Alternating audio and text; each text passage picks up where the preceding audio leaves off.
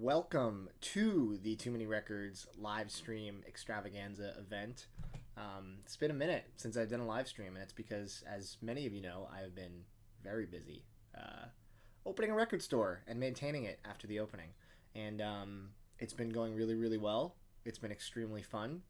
And I'm excited to do another live stream because it's been weeks, and I was doing it every week for a while. But I'm excited to kind of get back into it. I know this is a very weird time. I don't know how big this will get comparatively to my usual evening live streams. But I know my Europe fans are going to be very excited because they actually can make it to a live stream for once. So it's nice to switch it up every now and again. What's going on, Tim? Hey, Surface Noise. Nick is here. We got Chris. We got Terry. Oh, we got the whole crew. Okay, this is good. Audio's a little quiet. Let me see. Is that better? If I do that, is that better for the audio? I can also move this a little closer to me. How about that? Hopefully the audio is good, and I haven't really changed anything since the last time that I did a live stream. So I don't know. I mean, move the mic a little closer, and yeah. All right, we got Ireland in here. We got the UK. That's cool. I love when we're connecting the world via me opening records. We got George from England. What's going on? Cool. Well, I have a bunch of records to open, and I guess we'll just open them and then see just what happens, and then we'll talk music. And I don't know if this will be a full hour-long live stream because I do have to get to the store a little early. I have to pick up a couple things and prep for the live performance happening on Record Store Day at the store by Goose Don't Be Frightened, which is an amazing band. And I also have to get a little early to start pricing. I'm trying to price a box of like super cool records for Record Store Day. A lot of cool jazz, a lot of some interesting stuff, some rare soul, some blues. So I'm putting together a box that I'm going to, hopefully at the end of my day today, post a flip video on Instagram to show everyone what they have to look forward to if they're going to come into the store on Record Store Day tomorrow. Thank you for the kind comment there. I appreciate that. And shout out to Adam Kanowski, Peanut Butter Pancake, a.k.a. the creator of the TMR box cutter. All right, let's get started. There's 40 people here. That's good. This is a good time. This is a good start. So this is I got a couple things. I sometimes I go on Amazon's warehouse deals, and I just go to see if I can get any good deals on anything. And sometimes they have like crazy deals, but you have to get really lucky. It's usually a miss. It's usually just like all the common records you would find for $1 or $2 less than you would find it anywhere else. But I found a couple pretty good deals, so let's show these off first, and then we'll get into the other records that I have. So I want to answer this question because I think it's relevant, but in the future, until the live stream's done, I'll probably not be answering questions. And if you want to ask me a question, hit me with the super chat, like my man Luke just did. Thank you so much for the super chat, man. Do you have a question for me? But Stunt Rock Confusion asked, are these records for your private collection, for the store? When you run a store, there's no more private collection. Everything is potentially for sale. It's a really good question. I've actually been buying less for myself because of the store, because I'm trying to make sure the store is successful. Doesn't mean I've completely stopped because I'm, come on. But what's interesting is that there's been a lot of records that I want to take home that I haven't, because I'm like, you know what, I think this would be cool in the store instead. But there are a handful of records that I've discovered while listening to music in the store, whether it's to play test something or just out of curiosity. And I'm planning on doing a video in a week or two that's going to be the albums I discovered through randomly listening to albums in the store. And there are some incredible gems I'd never heard of, from like the 70s, that are just like really cool stuff that I wouldn't normally talk about on the channel. So I'm excited for that video because I think it's going to be pretty different than a lot of the usual stuff that I talk about. But let's all right, we got a box inside a box. Gotta love the protection. With Amazon, it's really a crapshoot as to how although this box has seen better days. Oof. This looks like somebody ran it over with their vehicle.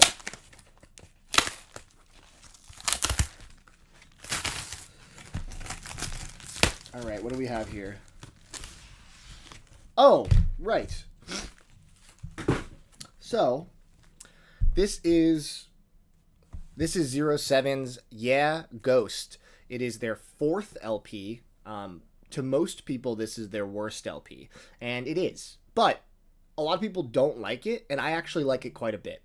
So what's interesting about 07 is they started off with these 2 incredible down-tempo records that are absolute classics. And then the 3rd record, The Garden, is one of my favorites because it heavily features one of my top artists, Jose Gonzalez. This record was never on vinyl until very recently, and I saw only pre-orders from overseas, so to get it here it would have been like, at least $40, which is a little more than I wanted to spend on this. But Amazon Warehouse deal had it for, I think it was like $16. It was like, it said slightly damaged. It's sealed and there's like no damage to it at all. Maybe like this tiny little corner ding. But what people don't like about this record is that it's a lot poppier than the other stuff, which is a little more trip hoppy and down tempo-y. I hear that the reissue sounds phenomenal, and just said that. And it has a lot of vocal tracks on it with poppier voices that makes it feel more like almost like an Americanized pop album versus what they've been working on before, which definitely was further into like the trip hop kind of down tempo realm. And I think it's a solid record. I think 07 is just one of those bands that's everything they do is great. So I wanted to own this, and I couldn't pass it up for $16 shipped. Like that's crazy. So really excited about that grab. I am terrified about what this is. I am not looking forward to this. This is a record in a bag. So this is the dichotomy of Amazon, right? You get what I just showed you, which was a box inside of a box. And then they just throw something in the mail like this, like a bunch of jackasses. Luke says, have I listened to the new Rammstein album? What do I think about it? Thank you for the second super chat. I would have answered your question either way, but still, I appreciate it. I have not had a chance to listen to the new Rammstein. It came out around the time that I was like very much trying to get the store up and running. So a lot of the things that dropped around that time, I dropped the ball on. But this, I'm excited to hear it. Obviously, I hear it's pretty good. This is going to be a nightmare, guys. This is not good. This is just a record. I feel the jacket in here. There's no chance this hasn't been absolutely decimated in travel. But let's see what record this was.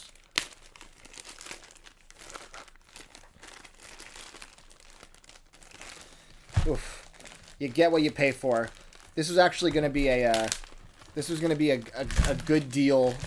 This was going to be something I was going to put in the record store because it's one of my favorite records, and I think everyone should own this. And I think it was $11 from Amazon Warehouse, like shipped, and I was like, ooh, I'd put this in the store for $15. I don't care if that's like a $4 profit. Like someone's gonna be really excited to take this home. But not anymore. Oof. Oh, brutal. Just unbelievably brutal. So this is Salem's self-titled record, arguably the best Witch House album of all time. This has been, I don't even know if you can see like how many creases and dents. It's just all over the place. Like, it's got like some ring wear. It's got every corner basically is like crushed in. Yeah, that's not good. But you know what? That's what happens when you put a record in a plastic bag and send it in the USPS. Yeah, so I feel like this is going to be something that I put in the bin for probably like $10 because it's beat up. But the disc is probably fine. It's a sealed copy. And the music is amazing. So, yeah, took a chance, took a gamble. You know, it evens out, right? I got a good deal on the 07. This, absolute nightmare. So that's okay. And I think I have one more from Amazon. Let's see what this is. Another box within a box. So, this is all three variations we just got. So we got the box within a box, we got the disc, or we got the jacket in a bag, and this is a record in a big box with no padding. It's really crazy how many people are working there. And all right, this fared better than the Salem record, I'll tell you that much. But So this is a project I wanted to check out for a while, and I haven't had the time yet. But this is the Dirty Projectors 5 EPs. They basically put out a 5 EP project that they split across 2 discs. Is it 2 discs or 3 discs? 4 discs? No. How many discs is this? I don't know. This is a few discs. But I think each EP featured a singer from the newest iteration of the Dirty Projectors band, because there's a couple girls. There's, of course, Dave Longstreth. I'm curious about how this sounds. I've heard that some of the songs are really top-tier Dirty Projectors songs. I haven't been a huge fan since Amber and Angel left the band, unfortunately, but I believe that this was $11 or $12 with Prime shipping, so I couldn't really pass it up for that cheap to give it a try. If I don't like it, I can put it in the store for the same price and it'll sell pretty quick, I'm sure. So I'm excited to hear it. I don't know if any of you guys heard these 5 EPs. Like I said, I'm lukewarm on the Dirty Projectors. There are a couple songs I've really enjoyed from the post Amber Angel era, but I don't think I've enjoyed a full album that much, at least compared to like Swing Low Magellan and Bitte Orca and things like that. But yeah, excited for that. All right. Now let's get to the... There we go. Ooh, that's too much. I'm going to cut my finger off. All right, so let's see what else we got in this pile. I actually don't even know. I see a Vinyl Me Please thing, but... Oh, Luke, sorry you have to go, man. Thank you for coming in, and thank you so much for the super chats. All right. Come on. Why am I so weak? Okay, we're almost there. Nice. Yeah, so as you guys know, I am a casual metal fan. I enjoy what I enjoy, but I don't really dig too deep beyond the surface. And this definitely would be considered to be a surface level metal record, but I think it's probably essential. And it was out of print for a very long time. And there was a repress that started popping up a month or two ago at various online retailers. And I managed to grab one before sellout. I don't know if this is going to have a massive reissue or not, but this is the classic record, Rain in Blood by Slayer. Slayer is a band I do enjoy a lot. I don't know too many of their albums. Obviously, this one is pretty iconic, probably their best known. For like thrash metal, this is considered to be probably, I'm assuming, like a top 5 thrash metal record of all time. But yeah, Slayer, I don't really have much in my collection, and I figured it was out of print for so long, I want to get it, give it a listen. Hopefully it's a great pressing, and not have to fall prey to, getting deeper into them in like a couple years and being like, man, I should have picked up that record. I mean, certain records are like so essential that it's like you'll never feel bad to own them, because even if you end up not being a huge fan of the music, there's always someone who wants it if you want to trade it or sell it, whatever it may be. And I know I like this record. I just hope the pressing is good. Yeah, Raining Blood is such a good track. I mean, I discovered it the same way a lot of people did, which is was it on Guitar Hero? Or I think it was Guitar Hero. One of the hardest songs to do. And I dove into the album after that and really enjoyed it. So excited for this. Hopefully it's a good pressing. I suppose we'll see when I listen to it. Alright, I don't know what this is.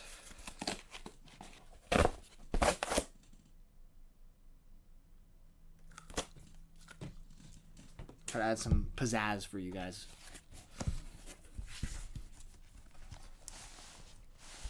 Oh, this one has such a good story behind it.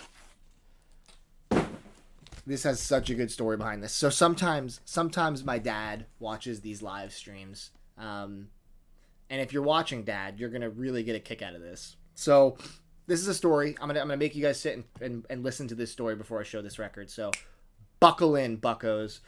When I was growing up in Northern California, I have this very seminal memory of being with my parents in a coffee shop. I don't know if it was a corporate one or not. It was just a local coffee shop. They were selling CDs. And I remember that my dad bought the CD on a whim. I don't think he knew the artist. I don't think that he knew anything about it. I think he just bought it. And we were listening to it in the car as we were driving around. And my whole family really gravitated to the first track on the album, and we would sing it a lot. Like, we would just walk around the house, be singing the lyrics, because they're kind of like a little goofy, a little memorable, like pretty memorable. And throughout my childhood, this song was like definitely something, and I never knew who it was. This song was something that was like always in my head. And I didn't think about this song for easily a decade. It's just like, one of those memories that you had and it goes away and then it magically comes back. And like 2 or 3 weeks ago, I listened to, I heard this song in my head. It like came back out of nowhere, one of those like flashes, right? And you're like, wow, I haven't thought about that song in a very long time. George, I see your super chat. I'll answer it as soon as I finish the story. So, I remembered the lyric from the chorus, right? So I Googled the lyric and I found out who it was by. And I was like, okay, that's cool. So I go to look up on Discogs if there's a vinyl pressing out of curiosity. And I discovered that this artist not only has a vinyl pressing for this record that came out in 1985, but they also have like 20 albums. Like an insane breadth of work. And I'm a big music fan and I've never heard of this person, but obviously I know that one song because of my childhood. So some of you might see this name and be like, oh, I love them. And I didn't know them until now, but I'm actually really excited to dive into their catalog at this point. I decided to pick up the record because I really love that first track, and I'm assuming the rest of it will be at least pretty decent. But this is an album called In the Dark With You by Greg Brown. And the best way I can categorize Greg Brown is he has a very similar gravelly kind of voice to Leonard Cohen and a little bit like Mark Lonigan, maybe a little bit of Nick Cave in there as well, with kind of this like really interesting kind of whimsical energy to it, folky. There's like, some interesting instrumentation beyond just your normal singer-songwriter stuff. And I am really excited to spin this because hearing that song on my turntable setup is going to be really nostalgic in a very weird way. The first song is called Who'da Thunk It. Who Woulda Thunk It is called. And it's I encourage you all to go listen to Who Woulda Thunk It after this live stream. It's just like a very fun song. It's just like really like breezy and like kind of like gravelly vocals and yeah. Anyway, I was surprised to see that this guy had so much material out there, and you think by then like he would be more recognizable, and I guess he's not, which is a shame. But maybe I'm just way out of the loop and he's super famous. I don't know. That being said, it was just a cool connection to my childhood, and I thought you guys would appreciate that story. George, have I heard black renditions by Spider God? Black metal covers of pop songs? Kanye.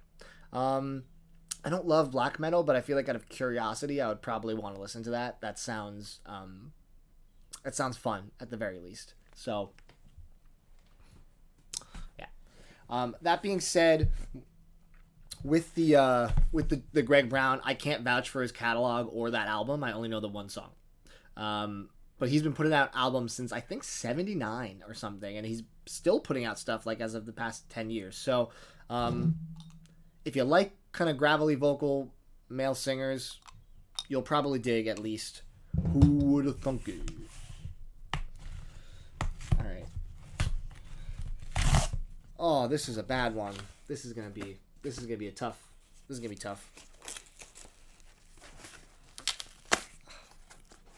1974? Is that when he started? Wow.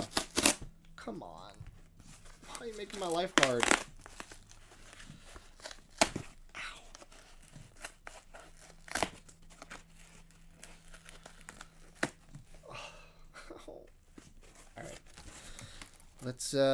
Let's keep going. What do we have here?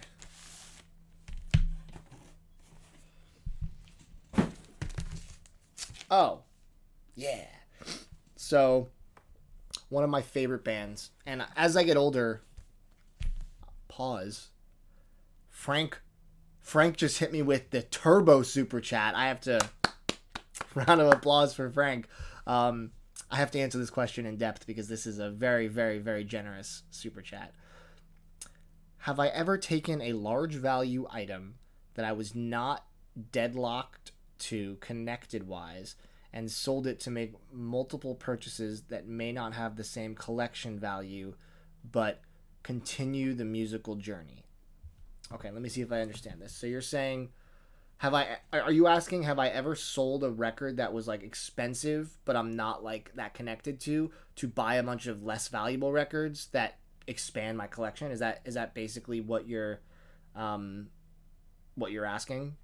If so, absolutely. I feel like, a large portion of the reason as to why I could afford a collection of this size is because I frequently would do that. I would look at, I would monitor my Discogs, and if after a few months a record that I bought jumped up in price, or after a year a record jumped up in price, and if I'm not listening to it as much, or if I bought it but I'm not as like excited about having bought it, absolutely will sell it. I mean, I feel like anyone that's deep into this world is always kind of trading, buying and selling to keep morphing the collection. It's just like continuing to have different iterations of your collection until you die, right? And like when you die, whoever has the best records wins.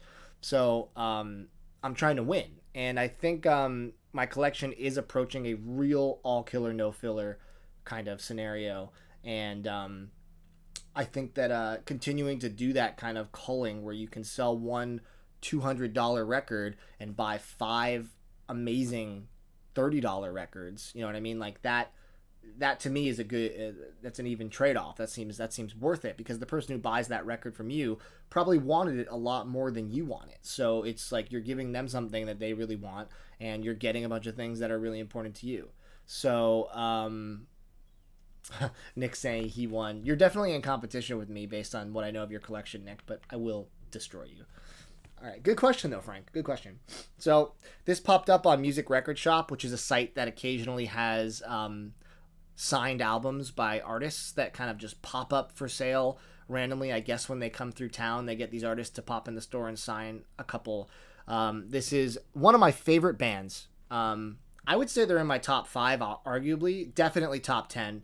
This is Motion City Soundtrack, and this is their album My Dinosaur Life, which is, their third best album, but that's because their first 3 are all hard, or like those 3 are, let me rephrase. Commit This Memory, Even If It Kills Me, and My Dinosaur Life are all 10 out of 10 records to me. And all of them are extremely special to me. And I have a pressing of this. This is just, I think, black vinyl. Oh, it's green marbled vinyl. Sweet. I have a copy of this unsigned in my collection. So now I'm going to keep this, and I'm going to put my copy in the store, which is cool. But this is a very, very great record. I would say if you want an introduction to this band and their signature sound, the single Her Words Destroyed My Planet is an amazing starting place. It features the hookiest, catchiest chorus, incredible vocals, great drum and guitar parts, high energy, really goofy lyrics that are like funny and relatable. I just can't say enough good things about this band. I think they're the greatest power pop band of all time. Fountains of Wayne is like right there. They're like neck and neck basically, but I think that Motion City just edges them out. So I was really stoked to get a signed copy. Looks by the whole band, and I had Tony Thaxton, the drummer, on Too Many Records on the channel many years ago in a video that I'm sure none of you saw because it was way too long and it didn't get very good views. But he was in a video talking about records he loves, which I thought it was a fun video. But yeah, I'm really excited to go see Motion City next month. They're so good. All right. Oh, I see who this is going to be. Let's see.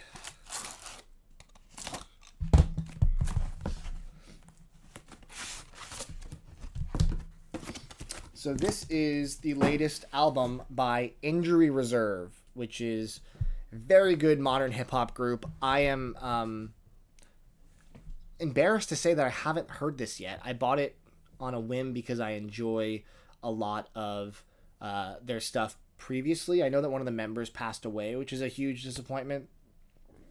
But yeah, I mean, I'm excited to hear this. I they haven't really missed yet. Everything they've done has been pretty solid, and yeah, I'm excited to give this a spin. As you guys probably know, I like to, as often as possible, I like to, oh my God, Mike Alexander rises from the dead. I feel like this is reminiscent of the olden days of live streams. Sorry I went to TMR seclusion. Hope you're well. Oh, Mike, thank you. I'm glad that you're back into TMR. This is a great time to have come back with the store here and all that jazz. So thank you for being back. Mike has been a pillar of this community. He was a standout attendee of TMR Fest. Lots of great super chat stream memories, so I'm glad he's here. My favorite 2022 releases so far. I feel bad because I don't want to answer this question because that like spoils my video at the end of the year, but because you gave such a generous super chat, I feel like I'll share a few of them. So a few of my favorites are Gang of Youths, Black Country New Road, my friend's band, which is the band that's playing Record Store Day at the store, is called Goose Don't Be Frightened. So it's Goose parentheses Don't Be Frightened. They put out an album this year that's so good. It's like very reminiscent of like the indie kind of art pop stuff that was coming out when I was in college. A little freelance Walesy at times. Really good guy-girl vocal parts. That's one of my favorites of the year without a doubt. And I also really, really love Light's new record. It's just an amazing pop album. Some of her best songs are on there, and it's so different than like Siberia Acoustic, obviously, because this is like super leaning into dancey pop stuff. But I think it's terrific. Who is this person that is in here? How do I put them in timeout? Get out of here. This person is a nightmare. But Mike, I've never been able to connect to Angel Olsen's music. I know I'm wrong about that. I know that. I know this is something that I'm not proud to say, but I've just never been able to get into it. And there are a few artists that I respect their music. She's one of them, and I can't like connect to it, and it's Angel Olsen. And I have friends who I love their music taste and they love her. Yeah. Mike, I hope that answered your question. I want to try to save some of the mystery for the end of the year video, but it's been a good year for music. And my hope is that the National puts out their record before the end of the year. They're teasing it for some time in the next 6 to 8 months. So, very excited.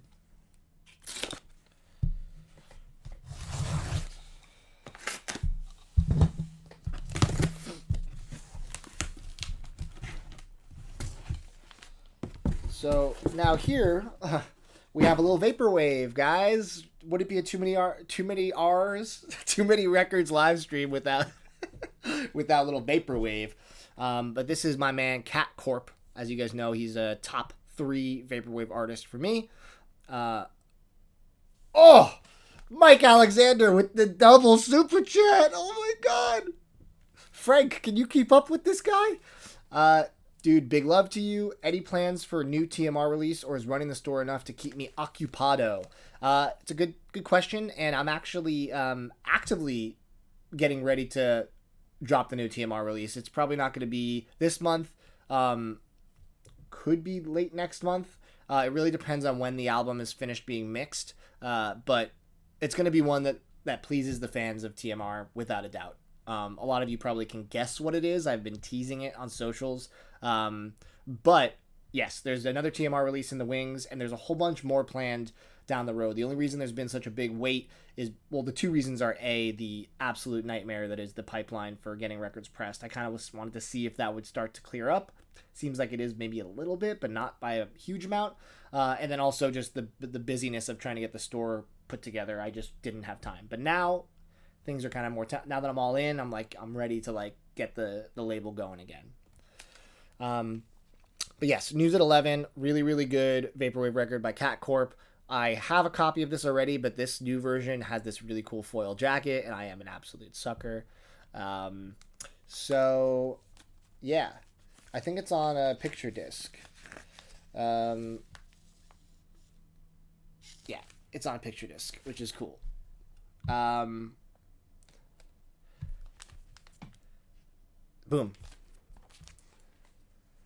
So let's not sit on let's not sit on the vaporwave for too long. That's when people usually tend to tune out.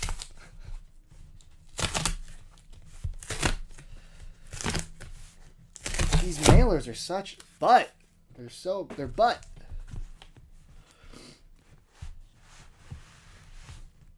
So this was something I was very excited to see get a repress. This is Chloemoriando. She put out a pop punk record last year that made my top 10 of the year.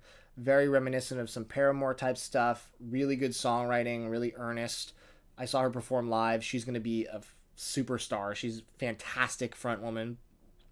And this was her album she put out before she kind of blew up. And it's called Rabbit Hearted. And the original press was out of print on her site when I discovered her. And it just got a repress. She's just really charming, and I really dig her stuff. If you like pop punk singer-songwriter type stuff, definitely worth your time. I really believe she's going to be huge. She has an all-girl band, which is super badass. And yeah, Rabbit Hearted. So check it out. It just got a repress. The other one goes for big money, so grab it before it sells out. And the last one, it looks like this is a VMP. I don't know what this could be, though. I don't know if this is something... Oh, there's a bunch of records in here. Oh, I think these are my records of the month. Yeah. Stickers falling. That's a cool sticker. I like that. So, La Cabin, California, which is The Far Side. Funny enough, I love The Far Side, but I don't own any of their records, which is weird, but now I do. This is definitely one of their best, probably top 2 records for them. I mean, Bizarre Ride 2, The Far Side is like probably their best, but this is right up there with it. I actually don't even know any of their other albums besides those two. I'm sure there are some, but I only really know those two pretty well. But excited that VMP did this. I think this is a great choice. Yeah. And then we got Justice. Not a gigantic fan of kind of like this like big bombastic electro sound, but if I were to listen to it, if I was in the mood, this would be one of the albums I put on. I mean, obviously you get like super catchy stuff like DANCE, which is like not as aggressive as some of the other things on the album. But for real, I gotta say, Waters of Nazareth on this record, it just slams, and I actually want to hear that through my speakers. It's like coffee for your ears. It's like a injection of Red Bull for your ears. So excited to give this a spin. I haven't listened to this probably since it came out in full, but I am excited to give it another spin now that it got the VMP treatment. 15-year anniversary. That's cool. All right, so finish the unboxing, but let's answer some questions now. I'm going to say that we're going to do maybe 10 to 12 minutes of questions, and then I got to get to the store, get pricing for you, for RSD. But let me look at some of the questions that I've missed. Oh, Noble Records is here. What's up, brother? I won the Super Chat Lotto. Yeah. Today has been a tasty Super Chat day, without a doubt.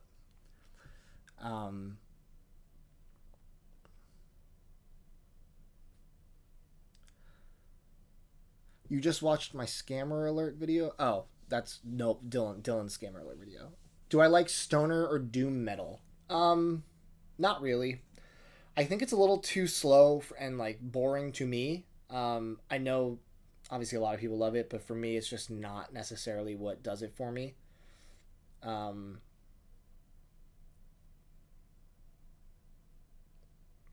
I grabbing any of the RSD releases tomorrow? You know, the only one I think I really want is the album Leaf, and I'm pretty confident I'll be able to get that on Discogs or somewhere online. I don't know. I don't know what else is coming out. Like, what else is on the RSD list? I forget. Like, did things get pushed? What You guys tell me what should be on my radar for the record store day list, because like I've just been too busy to even think about it. Have you checked out Poppy yet? I feel like you're missing out. I know Poppy on a very cursory level, but I haven't really dove into her catalog. Definitely an intriguing artist, and I would like to. The most you've made in one video is 12 cents. For some reason, I doubt that, Dylan. I doubt that. But I see your views. I see your comments. I doubt that, man.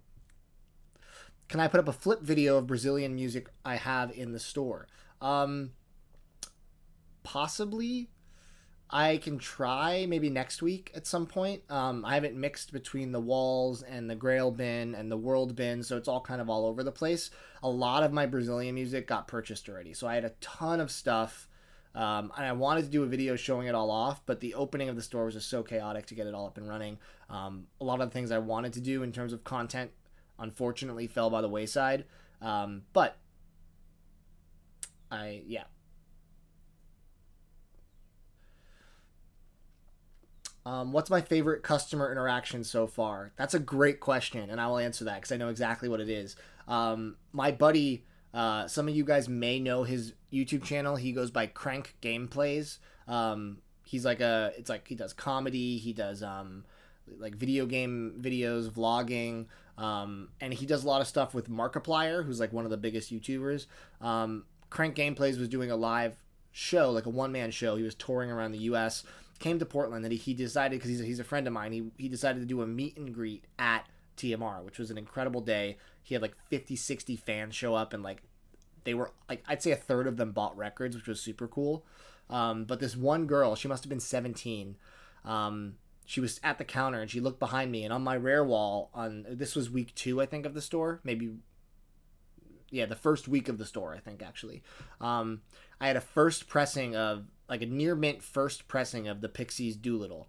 And she saw it and she was like, oh! And she like gasped, and I was like, what? And she was like, that album is the first album that my dad and I ever bonded over. She's like, that's like my favorite album and it's so important to me. And I was like, do you want to see it? She was like, yeah. So she took it off the wall and she was looking at it, and it was expensive. I think I had it priced, it might have been like $125. It was a lot. And she was like, I was like, do you think you want to get it? And she was like, I this is fate. She's like, this album's so important to me and my dad. And like, she had this whole like emotional, visceral experience holding this record, and she bought it and she looked so happy. And that moment made me happy, because it was like, I got to facilitate a connection with someone with an album that meant a lot to them. And it was just a really wholesome moment. And I think it's like moments like that are special when it comes to owning a record store, getting to like, it's almost like Willy Wonka, like, the Candyman giving like the stuff. I don't know. That's a weird analogy, but it was super cool. She was very nice. And it was just cool because it like made her entire month. Like this, like her face when she saw it, it just like, I've never seen anyone get so excited over a record, myself included. So that is probably the answer to that. Would I sell any unwanted Vinyl Me Please records in the store? Definitely. Yeah, if I get a Vinyl Me Please record, I don't want it, it'll definitely go in the store. Oh, right, Mike. They're doing Pearl Jam live on 2 legs. I have an original copy. I think I'll wait for the review. If they say that the clear version sounds good, I'll get it and then put my original in the store. But if it says that it sounds bad, I'll probably wait on it. As a guy that loves vaporwave, how do I feel about the synthwave and danceable stuff? Synthwave to me, and this is, some people may have this critique with vaporwave itself, but synthwave to me, it all kind of sounds the same. It's not necessarily my thing. I like Calm Trues, but that's kind of where my synthwave starts and ends. I've tried to get into the stuff like Perturbator and Time Cop and all that stuff, and I don't know, it's just not my thing. If I like folkier stuff, do I know Ezra Bell? They're great. I don't know Ezra Bell. Do I listen to Buckethead? I mean, yes, but not everything, because there's like 400 albums. Shadows, what is it called? Shadows Over the Sky, whatever that album is. That's the only album I own on vinyl, and that's probably my favorite of his records. Shadows something the Sky. Very cool. Gerard Way has a solo album on the RSD list. That's true. I remember that. Not my favorite record, though. I listened to it when it came out. It was okay.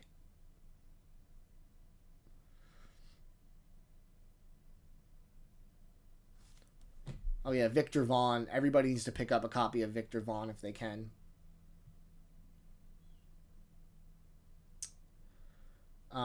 Matt, your follow-up to Buckethead. You saw I had it listed on Discogs. Yeah, I listed the album because I saw it was going for, like, insane money. Sometimes I'll put a record up on Discogs that, like, I like, but I'll put it up for a very stupid price, like something absurd.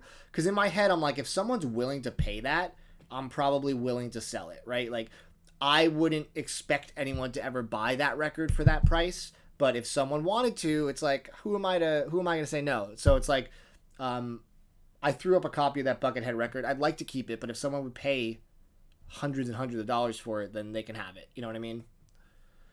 Did I listen to the Cute Is What We Aim For repress? I did, and everyone is right. It sounds absolutely garbage.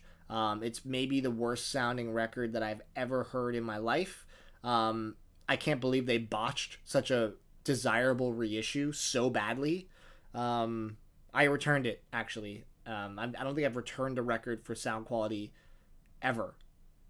For damage, sure. For like skips, sure. But like for just the general sound quality of like the pressing, I've never returned one. So crazy. Tori H says, "What do I think of Bruce Springsteen?"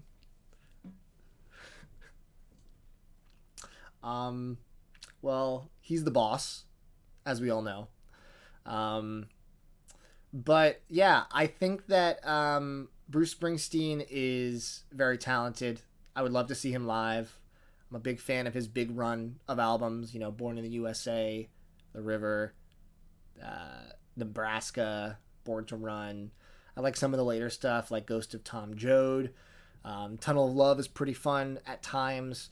Yeah, I think Springsteen's cool, and I think people that listen to Bruce Springsteen are beautiful people. So I like to think I listen to Bruce Springsteen enough to be in that bubble. Thank you for your question. Prince the Gold Experience. I forgot that is coming out too. That's pretty cool. Thoughts on the Smiles debut album. I really liked it. I've only listened to it once. It really has like, you know, it's not quite Radiohead, but it has the closest thing that we've had since A Moon-Shaped Pool, obviously. I didn't pre-order it. I'm hoping that it'll be easy to get when it hits stores, but I should probably re-listen to it. I really enjoyed it. Have I listened to Foals at all? You know, Foals is one of those bands, I saw them at a festival, and they were really good, and I've never sat down and I've never listened to... what is this, like, this porn bot that keeps coming in here? What is going on? So for Foals, I like that one song a lot. I think it's because I have this distinct memory of I was at, like, this festival, and it was during the afternoon, and there was this guy standing there with this, like, big, like, huge, like 15-foot, like, staff.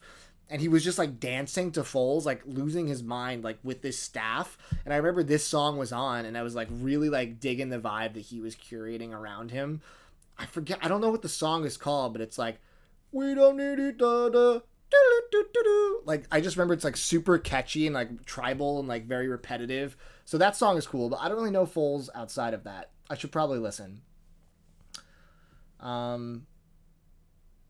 Have I seen the reissues are coming out of Spangel's back catalog? I did see that, which is great. I feel like a lot of people definitely need to get Spangel's records, and to be able to afford the limited pressings that came out, you have to be crazy like me, like just to spend with reckless abandon. But now they are making them slightly more affordable, so everybody should at least own the first 4 Spangel records if you're into psytrance or things of that nature. Tyler, you made it! Congrats on everything. Thank you, Tyler. I was hoping you would make it. You have been oddly absent for this live stream, and I told everyone I was going to end the live stream in a few minutes, but maybe I'll stick around for 5 more just for you, because I know that you love these, and you've been asking me every week, when are you going to do live stream? And I'm like, I'm sorry, but here I'm here. My NJ card was on the line there. Yeah. Yikes. Ooh. No, I love Bruce Springsteen, for sure. Your Number. I think that is the name of the full song. What is happening? Who is this person? What is this bot? This has never happened before. Get out of here. Yeah. Oh, yeah. I think that is the full song. We don't need your number. Yeah, I think that's it. Thoughts on the Viagra Boys. I've never listened to them, but I hear they're good.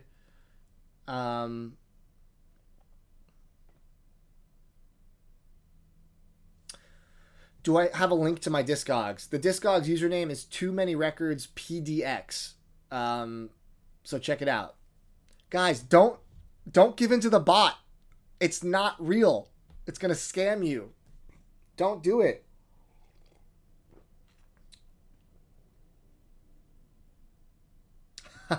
One more song. Extend time. Frank is pushing. He's making me stay a little longer. All right, that's fine. I'll stick around a little longer. Just know, this is time that I'm supposed to be pricing records for you guys for Saturday. But I will stick around a few minutes longer. Have I listened to Drake's new album? That's a very Canadian question. I haven't. I haven't been a fan of Drake, like a big fan, since I think If You're Reading This, It's Too Late is his last good album, and after that everything was kind of 3 good songs and 25 horrible songs. Certified Lover Boy was super bad to me, and not the movie, which is a good movie, but it was a super bad album. I can't imagine this being good. I saw an early critique on Twitter, and people are not not super stoked on it. I feel like Drake's like trying to claw his way out of a hole that he's in. He just needs to release another Take Care. Get the same features back. Get a Weekend feature. Get Rihanna. Get Kendrick. Release that heartfelt, give us Take Care again. Take more care. That's what we want, We don't want whatever Drake is doing now. But if it's good, let me know, and maybe I'll listen. Sorry, I've been at work. Tyler, you're not allowed to work when I do live streams, okay? It's not allowed. You know that you have to go on your break, or you have to quit your job to be here. That's the rules. Are the Smashing Pumpkins coming out with 3 issues for Siamese Dream and Melancholy? I'm not sure. I'm sure there will be reissues at some point. But I haven't heard anything official. Have any Portland-based musicians visited my store as patrons? Yeah, I mean, some local musicians, no one that's like a huge name, but like some local musicians have popped by and introduced themselves, and I told them that I do in-store shows, and hoping that they'll want to play, down the road, which would be fun. You'd love to visit my store, but Germany is way too far. Yeah, it's only far if you don't have access to a private jet. I mean, can you get in a private jet? You could probably be here tomorrow for Record Store Day. Drake AOTY. Ugh. Gotta say, hope not. How do I tell the difference between I don't have time for my collection and I'm not that into the hobby anymore? Wow, that's a philosophical question for the end of the live stream. I don't know how to answer that. I mean, I was going to make a video, actually, so I'm not going to answer this in depth, because I do have a video that's kind of like musings after owning a store for a month, kind of like my thoughts on various aspects. And something I wanted to talk about was the fact that I have been listening to my personal collection less since I started the store, and I think that's because I'm listening to music at the store all day. So I come home, I don't want to listen to records, because I just spent all day doing that. So it's an interesting thought. I'm definitely still very heavily into vinyl records, because otherwise I wouldn't want to own a record store. But it's an interesting kind of mindset to be at when regarding the store in conjunction with kind of like my placement within the hobby. So I'll dive into that more in a video, and I definitely want to get other people's thoughts on it, because I think it's a super interesting question. Have I heard the latest Mode Rat album? I haven't. I prefer Apparat to Mode Selector or Motorat, so I've never really been into their stuff that much.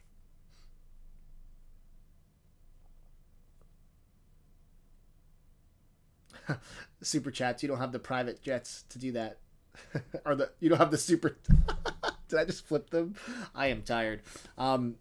Private jet. You don't have the super chats to do that. That makes sense. Would love to see a video on tips and expectations for selling a record to a store. I mean, I feel like that would be a good video. I think I need to do a few more collection buys before I feel like I have any authority on the subject. But I would say the general thought is don't expect to get the value because the store needs to make money. You know, like if you're selling in bulk, it's you're taking a cut for the ease of them lightening your load and giving you instant money rather than you having to spend the time to sell it all. So it's a give and take. Do I know any good record stores? Oh, you're not asking me. Thank God, because I don't know anything in Hamburg. What's the best part of the store I didn't think of before opening? What's been a challenge I didn't think of before? Damn it, Tyler. These are such good questions for my video, not for the live stream. Let me see how I can answer it like on a cursory, very easy, short way. So, best part of the store I didn't think of was honestly just expanding my musical palette, getting to like just pull records I never would have purchased and listen to them and learn about them. I think it's like making me a better music fan, which is awesome. A challenge I didn't think about before. I mean, I thought about it, but I didn't realize how challenging it is to price records. It takes such a long time. I never feel like I get enough done in a day, but that's okay. All right, I feel like this is the end of the live stream. I gotta go get ready. The store opens in an hour and a half, and I gotta go stop by and get a rug first. But thank you guys. This has been a terrific, super fun live stream. You're all wonderful, except for the person that kept asking about Bruce Springsteen. That was a little weird. But thank you guys so much for taking the time to hang out with me this afternoon. Record store day tomorrow is going to be fun. Have a great record store day, and I'll do more of these soon. I'll try to make these every week because it's really fun, and yeah, we'll do it up. I'll talk to you guys soon.